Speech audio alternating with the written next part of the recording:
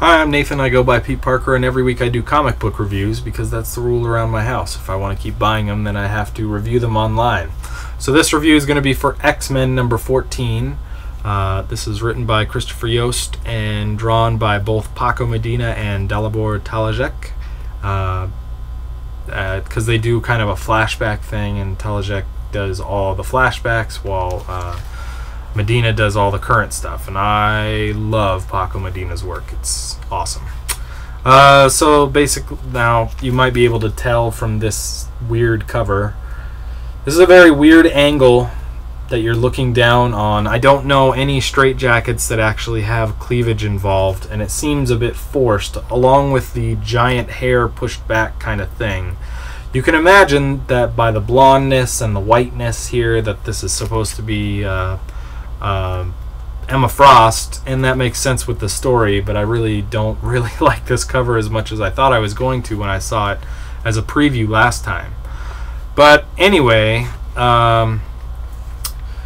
in this general story, there's some evolutionaries, people that are coming to wipe out all the humans because they believe that the humans are going to wipe out the mutants in the meantime, so they're trying to help evolution along.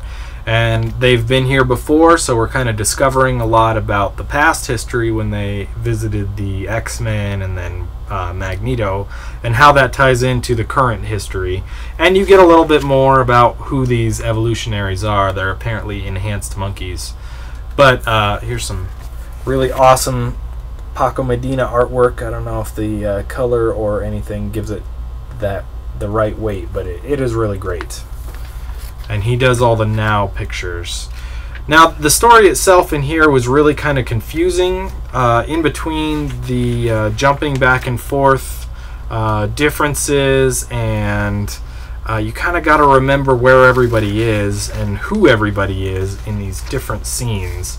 I found it to be a bit confusing at the least, and then at the most very confusing. So because there's a lot of characters involved with this. Like almost every X-Men is probably in here somewhere, and they're all doing different things. There's groups all over the place doing different parts, and they're coming at you from a bunch of different directions at the same time. So you got to kind of understand that and see it coming, and keep track of all these characters. But I'm not really following all of that.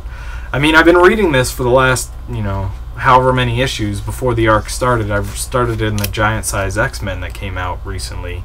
But I'm still having trouble following what's happening in every single part for every single character. And then there's this whole thing about Magneto and Professor X finding Emma Frost in a nut house or whatever, and her mind was shattered, and the evolutionaries did something for her.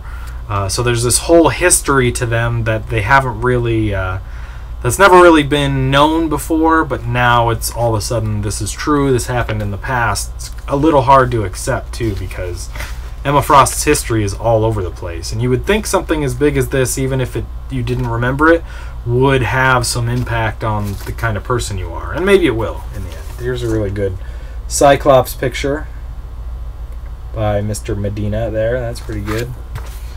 I think he's shooting an evolutionary there.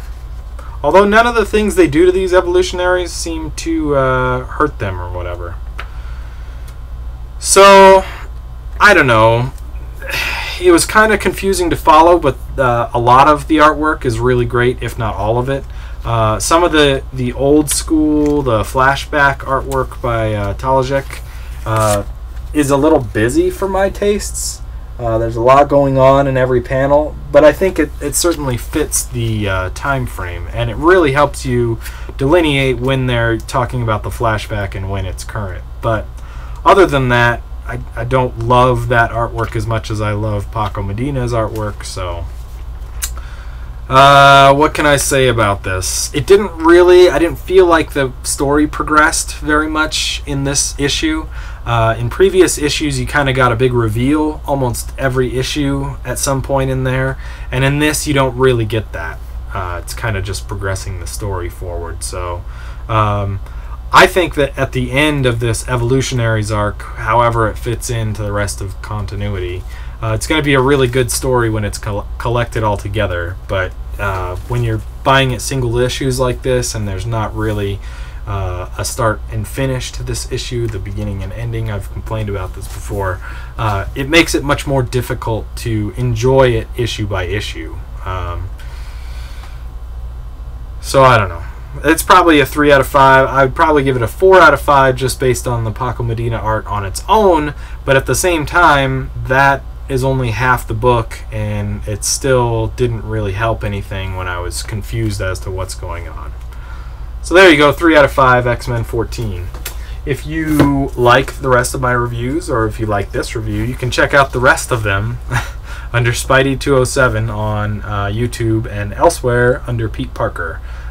So if you have any questions or comments for me, leave them wherever you see these videos, and eventually I'll get back to you as soon as I find them. So I appreciate you guys taking the time to watch, and we'll talk to you next time.